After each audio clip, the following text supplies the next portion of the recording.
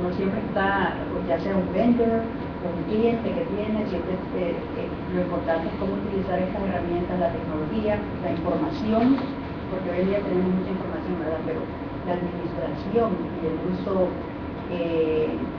positivo o el uso rentable de esta información, que es uno de los temas principales que ustedes pues ayudan en la parte de tecnología ayuda mucho porque consolida esa información, le da a uno la capacidad de ver todo the big picture, y a través de esos big picture entonces se pueden hacer investigaciones de mercado, buscar segmentos, a dónde quiero yo colocar mi producto, cuáles son las necesidades de mis clientes. Ustedes hacen todo eso todos los días.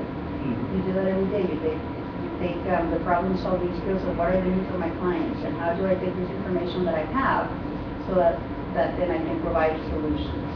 And the important thing is to provide the solutions regardless of what position you are in the company, whether you're the top boss or the new entry-level employee. Creo, doctora, que una cosa que estaba diciendo muy interesante, que sí es algo que ha visto, es todo esto que estamos, la maravilla de la tecnología, cómo estamos acumulando data. Entonces, si yo fuera una persona que no necesariamente quisiera ser técnico, yo quisiera ser un empresario usando tecnología, tengo todavía la metodología de analizar esa data es muy importante. Y la data, si no la sabe analizar, puede hacer un error, sea una izquierda donde debió ser una derecha, o una derecha donde está la izquierda. Entonces, es interesante porque antes se hacían estudios de marketing y uno hacía un estudio y pensaba que eso era un plan de un año en la empresa. Y aquí, por lo menos en Termark, toda la semana estamos haciendo análisis y todos los días estamos analizando no solamente lo que son las ventas, lo que está haciendo la competencia, que está haciendo el mercado, dónde está. Yo sé que Microsoft hace eso, Sunguard también, pero es saber qué es lo que uno está viendo en esa data y es la inteligencia de utilizar esa data. Eso sí, porque es muy rápido y como estamos acumulando tanto, algo que pensábamos antes que era correcto, a lo mejor hay que analizarlo de diferentes formas. Claro, y la diferencia es el acceso, ¿verdad? Que antes era muy difícil el acceso a la información, pero ahora que ya lo tenemos disponible, es mucho más dinámico el mundo del negocio, el mundo de los planes, cuáles son mis planes para, como él decía, ya no planificamos para 5 años, ahora estamos planificando para 6 meses, y en esos 6 meses lo hemos cambiado cada semana. Y en el análisis de información, no solo la destreza técnica es la que vale, sino que la destreza profesional, de saber pensar críticamente, de saber analizar y tomar función de todos los elementos que pueden influenciar en una decisión. Porque al final la tecnología, pues, como dice Mario, la usabilidad de la tecnología se va resolviendo, la vamos resolviendo en nuestras empresas para hacerles la vida más fácil a ustedes. El pensamiento crítico y todas esas otras cosas son las que apoyan y habilitan a de que esos análisis sean ricos y sean válidos. Correcto.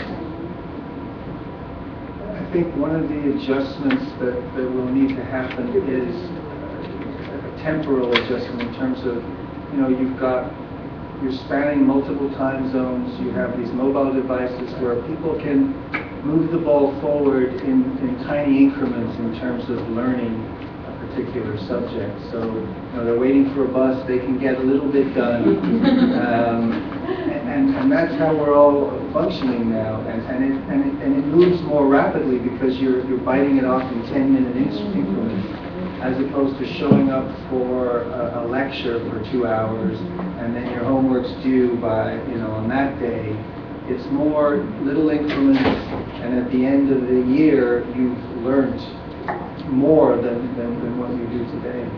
Oh, that's very important. Actually, that's very important from the standpoint of learning, because if you're sitting in a 2-hour lecture, is how much of that you've actually been tuned into that 120 minutes. Right. crowd of 20 minutes, so that when Yeah, I that's read right. it, I actually didn't pay attention. I have to say, my 18-year-old is going to go to college, and we did a tour, and we went in and sat in a lecture room, which I hadn't been in many years, and I got to say, it was boring.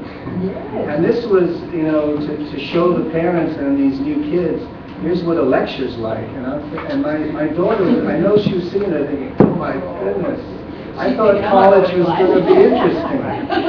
Well, I think that's a question that was asked about online education. Is that versus traditional schools?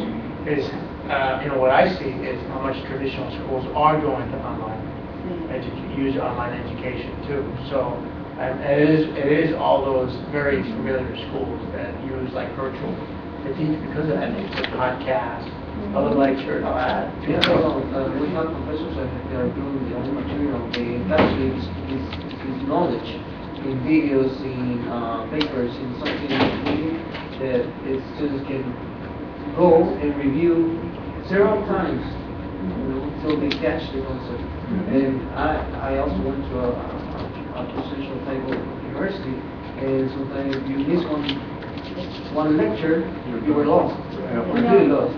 And when I was in school, actually, I had the luck to take both because I guess online classes were the new thing, and all the teachers wanted to try them. So I had the experience of taking a few good online classes where they had short videos, where they 2-3 minutes. But then I also took some online classes that were like you sat in front of the computer and you watched the professor at it.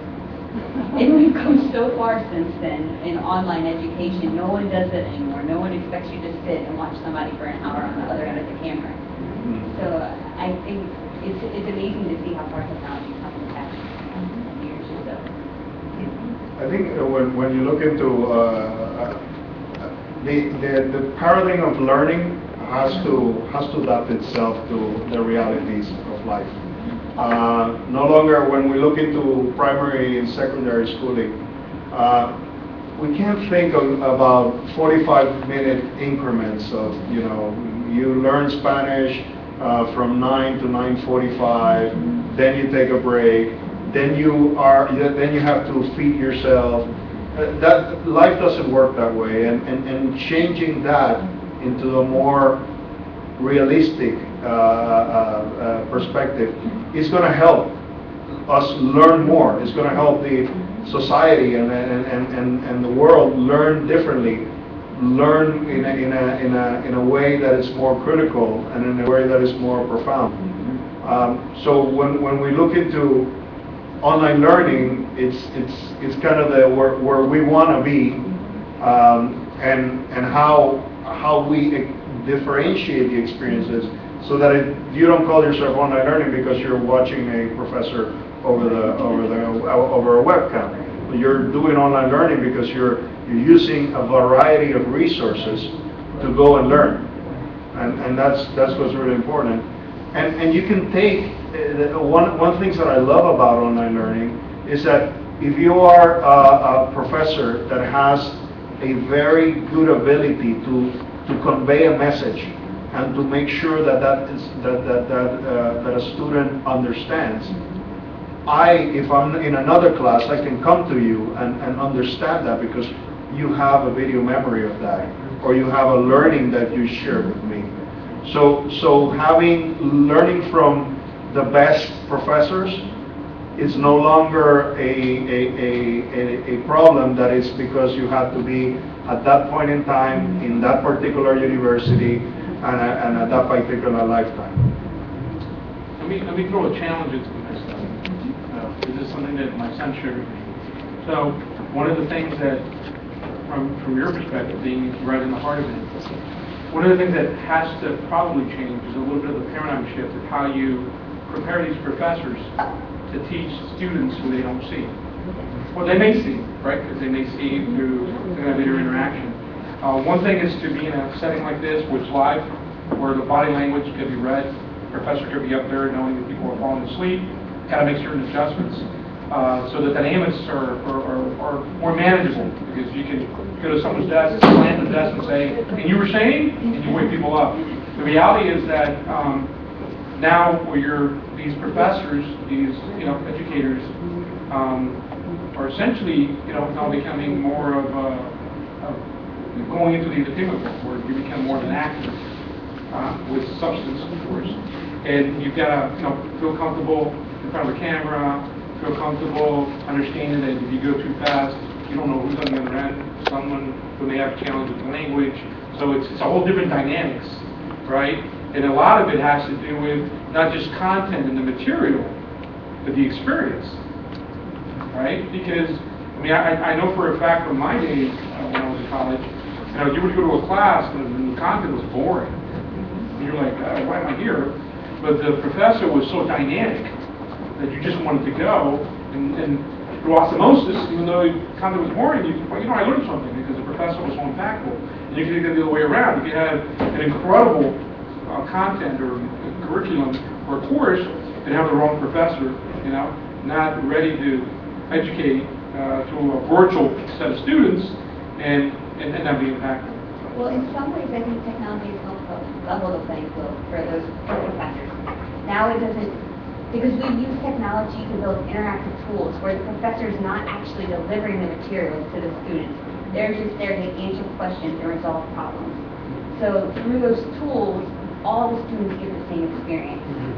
Well, and in some way, I remember when you used to register for classes, you did that professor's testimony. Yeah. And now, the institutions can make sure that the delivered information is the same, is in each one. The professor can give two different subjects, maybe work in a different way, maybe some different assignments, but the main content is going to be certified, we can say, that, okay, this is what they have to learn, and they can give different perspectives about it, but that material is there. Yeah, and I really think that professors now are more doing one-on-one interactions. Before they interact, they stood in front of the class and they spoke, and if you wanted to see the professor, you had to go in line to see him in his office in the 10-minute office hour he had once a week. And now professors are answering emails, making phone calls. It's really more what kind of one-on-one person skills does the professor have that makes him a good professor or a bad professor, not whether he's a great speaker or not. Uno de los proyectos que aquí en Shamrock nosotros patrocinamos mucho los colegios, lo que es un programa de educación. Entonces yo fui a enseñar a una secundaria. Y entonces es con un programa que se llama The Education Fund, y fui a enseñar la clase, un currículum, y me tocó enseñar historia.